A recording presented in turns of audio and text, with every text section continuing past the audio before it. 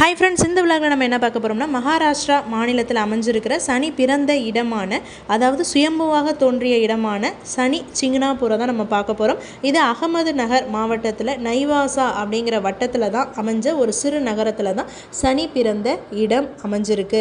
இங்கே நம்ம என்ட்ரன்ஸில் தான் நம்ம இருந்துகிட்ருக்கோம். சீரடியிலேருந்து பார்த்தீங்க அப்படின்னா 60 கிலோமீட்டர் டிஸ்டன்ஸில் இந்த சிங்னாபுர் அமைஞ்சிருக்கு.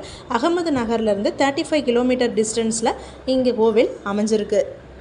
சனி சிங்னாபுரோட சிறப்பு அப்படின்னா, அங்குள்ள எந்த வீடுகளுக்கும் சரி, வணிக நிறுவனங்களுக்கும் கட்டிடங்களுக்கும் கதவுகளே இல்லாமல் நிலை கதவுகள் மட்டுமே அமைஞ்சிருக்கிற மாரி தான் அமைச்சிருக்காங்க. அதேமாரி வாசலில் வந்து நம்ம பூட்டு போட்டுட்டு வருவோம் இல்லையா, அதேமாரி எந்த ஒரு சம்பிரதாயமும் கிடையாது. ஏன் அப்படின்னா, சனி பகவான் பிறந்த ஊர் அப்படிங்கிறதுனால திருட்டு பயம் கிடையாது. அதையும் மீறி திருடுறவங்களுக்கு சனி பகவானே தண்டனை கொடுத்துருவாரு அப்படிங்கிறது நம்பிக்கையாக இருக்குது.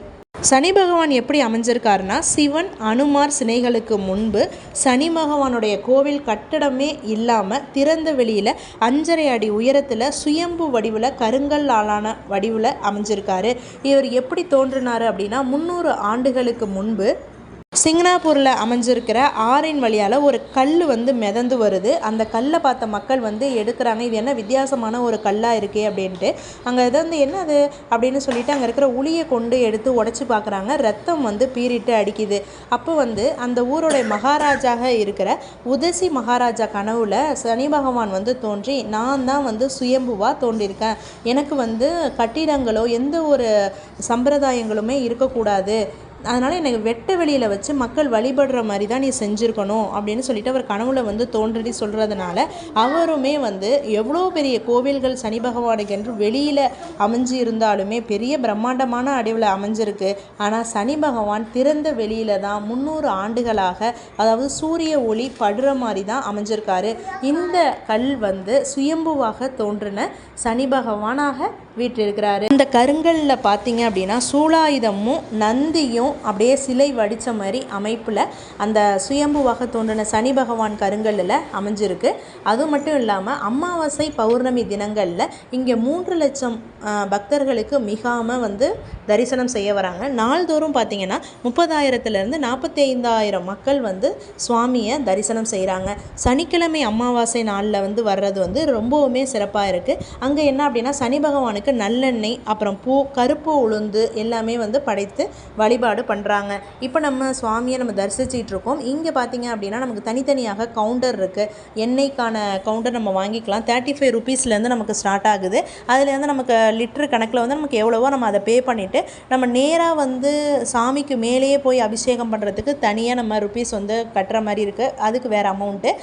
அப்புறம் வந்து நம்ம டேரெக்டாக வந்து இங்கே இடத்துல வந்து பொது தரிசனத்தில் நம்ம ஒரு இடத்துல நம்ம ஊற்றிட்டோம் அப்படின்னா அது ஆட்டோமேட்டிக்காக ஒரு பைப்பு வழியால் போய் அது வந்து டேரெக்டாக சனி பகவானை சென்றடைகிற மாதிரியும் அமைச்சிருக்காங்க.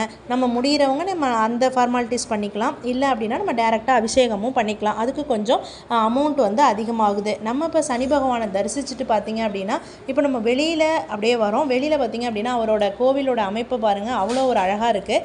அங்கே தான் வந்து அந்த கனவுல தோன்றி சனி பகவான் சொன்னார் இல்லையா, அந்த ராஜா சிலை, இது வந்து மகாலட்சுமியோட ரூபத்தை வந்து வச்சுருக்காங்க. அங்கே இருக்கிற மகாலட்சுமி நம்ம இங்கே வந்து சிலையாக தானே வழிபடுறோம். அங்கே வந்து பார்த்திங்கன்னா சிவலிங்க வடிவமைப்பில் ஒரு செந்தூரம் அமைப்பில் போட்டு இங்கே நிறையா குட்டி குட்டியாக சிவலிங்கம் இருக்கிற மாதிரியே இருக்குது. ஆனால் அது மகாலட்சுமி அப்படின்னு சொல்லிட்டு வழிபடுறாங்க.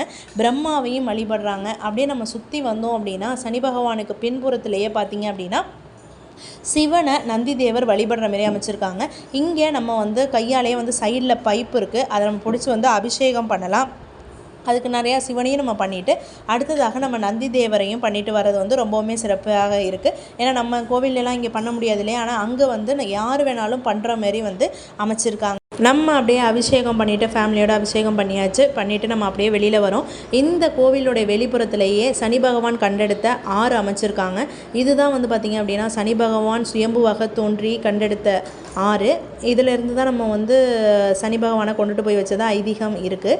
இதிலேருந்து நம்ம வெளிப்புறத்தில் பார்த்திங்க அப்படின்னா 9 வகையான நவ கிரகங்களுக்குமே பெரிய பெரிய கோவிலாக வடிவமைச்சிருக்காங்க. இது வந்து பார்த்திங்கன்னா இந்த பெரிய கோபுரம் மாதிரி இருக்குல்ல, கலங்கரை விளக்கம் மாதிரி அமைச்சிருக்காங்க இல்லையா, இந்த கோபுரத்தை சுற்றி 9 நவக்கிரகங்களும் தனித்தனியாக சூரியனுக்கு, சுக்கிரனுக்கு, குருவுக்கு அப்படின்ட்டு எல்லாமே நவக்கிரகங்கள் அனைத்துக்குமே தனித்தனியாக ஒரு கோவில் வந்து அமைச்சிருக்காங்க. அதில் நம்ம ஏறிலாம் பார்க்க முடியாது, வெளியிலேருந்தே தரிசனம் செய்கிற மாதிரி அமைச்சிருக்காங்க. அது மட்டும் இல்லாமல் லைட் செட்டிங்கோடு அதை நம்ம பார்க்குறதுக்கு வந்து ரொம்பவுமே சிறப்பாக இருக்குது. நம்ம இந்த கோவிலை நம்ம பார்க்கணும் அப்படின்னா நாங்கள் நைட் டைமில் தான் போனோம். நம்ம மார்னிங் டயத்தில் போனீங்க அப்படின்னா இன்னமுமே சூப்பராக இருக்கும்.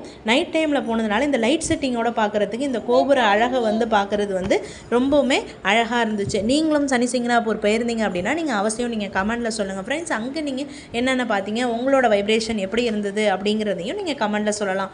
இப்படி நம்ம அப்படியே நம்ம சுவாமியை பார்த்துட்டு, இது வந்து நம்ம பார்த்துட்டு இருக்கிறது மார்ஸ், அடுத்து நம்ம முன்னாடி பார்த்தது வந்து மூன். இதெல்லாம் நம்ம வந்து ஒவ்வொரு நவக்கிரகங்களுக்காக உள்ளது. ராகு கேது பகவானையும், ராகு கேது தனி சன்னதி, அதே போல் கேதுவுக்கென்று தனி சன்னதி அமைச்சிருக்காங்க. நாங்கள் அந்த இடத்துல நம்ம நல்லா ரிலாக்ஸேஷன் பண்ணலாம். அங்கே தான் வந்து தீராக்குட்டி வந்து மாமாவோட நின்றுட்டுருக்கா. அங்கே பார்க்கும்போது வந்து ஒரு நல்ல நம்ம இதுவரை நம்ம நவக்கிரகங்கள் வந்து நம்ம இங்கே உள்ள கோவிலாம் பார்த்தீங்கன்னா ஒரு குட்டி இடத்துலையே நமக்கு அப்படியே சேர்ந்த மாதிரி இருக்கும். நம்ம அப்படியே சுற்றி வருவோம் இல்லையா, அங்கே வந்து பெரிய கோவில் வடிவமைப்புலேயே நமக்கு வந்து அமைச்சிருந்தது. ரொம்பவுமே சிறப்பாக இருந்துச்சு. நம்ம வெளிப்புறத்தில் நம்ம பார்த்தோம் அப்படின்னா நிறைய கடைகள்லாம் இருக்குது. நம்ம அங்கே தேவையான திங்ஸ் எல்லாமே நம்ம வாங்கிக்கலாம். நம்ம இப்போ சுவாமியை தரிசிச்சுட்டு அப்படியே நம்ம வெளியில் வரோம். இந்த இடத்துலையே வந்து அங்கே ஃபேமஸாக இருக்கிற பால் பேடா இதெல்லாம் வச்சுருக்காங்க, அதையும் நம்ம வாங்கிக்கலாம். அப்புறம் டொனேஷன் ஏதாவது நம்ம அந்த கோவிலுக்காக செய்யணும் அப்படின்னா நம்ம அதையும் வந்து கியூஆர் கோடு மூலியமாக நமக்கு வச்சுருக்காங்க, அது கொடுத்துக்கலாம். இங்கே நம்ம நார்மல் டயத்தில் போனதுக்கே பார்த்திங்க அப்படின்னா அவ்வளோ கூட்டமாக இருந்தது. நம்ம கோவிலை சுற்றிட்டு இன்னொரு வாட்டி வந்து சனி பகவானை தரிசிக்கலாம் அப்படின்னு சொல்லிட்டு நாங்கள் வந்தோம். சனி பகவான் மகிமை அப்படின்னு சொல்லிட்டு பாலிமர்லாம் நமக்கு ஒளிபரப்பிட்டு இருந்தாங்க. இந்த கல்லோட வடிவமைப்பை தான் நமக்கு வந்து காமிச்சிருப்பாங்க. சனி பகவானாக சுயம்புவாக தோன்றினதை வந்து காமிச்சிருப்பாங்க. அதே அமைப்பில் தான் இங்கே வந்து இருந்துகிட்ருக்கு. இதில் பார்த்திங்கன்னா மேலே அந்த சுவாமிக்கு மேலேயே கலசம் வந்துருக்குங்களா, நம்ம இங்கே கீழே இருந்து நம்ம அந்த டியூப் வழியால் நம்ம ஊற்றுற எண்ணெய் தான் மேலே போய் அவருக்கு தலையில் உள்ள அந்த கலசத்து வழியால் மேலே அபிஷேகமாக வந்து வழிஞ்சிக்கிட்டே இருக்குது. சைடில் இது இல்லாமல் இவங்க தனியாக பே பண்ணவங்களுக்காக தனியாக கிட்டக்கையே போய் அவங்க கையாலேயே அபிஷேகம் பண்ணுறதுக்கும் அமைச்சிருக்காங்க. அதோடைய பாதத்துக்கு கீழே பார்த்திங்க அப்படின்னா ஒரு சக்கரம் இருக்குது. அங்கே சனி பகவானுடைய பாதங்கள் அமைச்சிருக்கிறதுனால நம்ம அப்படியே அவருடைய பாதங்களை தொட்டு வணங்கிட்டு வர மாதிரியும் அமைச்சிருக்கிறது ரொம்பவுமே சிறப்பாக இருக்குது. அங்கே தானியங்கள் வந்து அதிகமாக போட்டிருக்காங்க. அது மட்டும் இல்லாமல் தங்கம் வெள்ளி காணிக்கைகளும் நேர்த்திக்கடனாக கொடுத்துட்டு வராங்க. ஓகே ஃப்ரெண்ட்ஸ், இந்த விளாக் இதோட முடியுது. நம்ம அடுத்த விளாகில் மகாராஷ்டிரா மாநிலத்தில் அமைஞ்சிருக்கிற இன்னொரு முக்கியமான கோவில்கள் மற்றும் சுற்றுலா தலங்களை பற்றி பார்க்கலாம். தேங்க்யூ ஃபார் வாட்சிங் ஃப்ரெண்ட்ஸ்.